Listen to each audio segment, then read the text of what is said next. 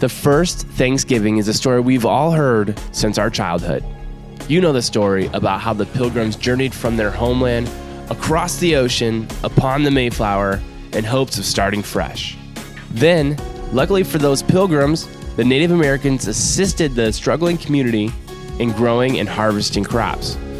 With the help of the Native Americans, the Pilgrims yielded a successful fall crop, causing a reason for celebration in the form of a great feast with both the Pilgrims and the Native Americans. Today we celebrate with a similar feast, as well as a few other traditions, like traveling to see family, breaking the wishbone, eating turkey, watching football, fighting with your cousins, and who can forget Black Friday shopping. Yet before the yearly turkey slaughter, before the early morning shopping crazes, and even before the Pilgrims sailed to America, there was a man we call Paul who addressed the idea of giving thanks, or as we say today, Thanksgiving. This is a map of where some of Paul's letters were written. In 1 Corinthians 1:4, Paul writes, "I always thank my God for you because of his grace given you in Christ Jesus." You see, in the city of Corinth, Paul always thanked God for the gift of grace to his people there.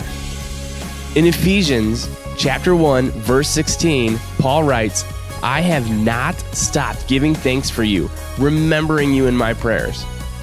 The Ephesian church was told that Paul had not stopped giving thanks since hearing about their faith and love.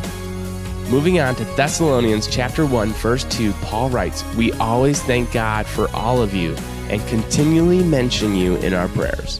The Thessalonians were told that they were continually mentioned in prayer due to their labor prompted by the love inspired by Christ. Can you see a reoccurring theme? So hats off to the Pilgrims and the Native Americans for starting such an enjoyable annual tradition here in America. And even further, we learned so much from Paul. We see these early churches take it a step beyond a simple feast.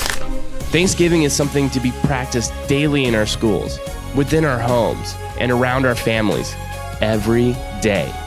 Essentially, we are called to an always grateful, ever praiseful, continually faithful, loving way of living. Thanksgiving is more than just a one-day event. It's a lifestyle.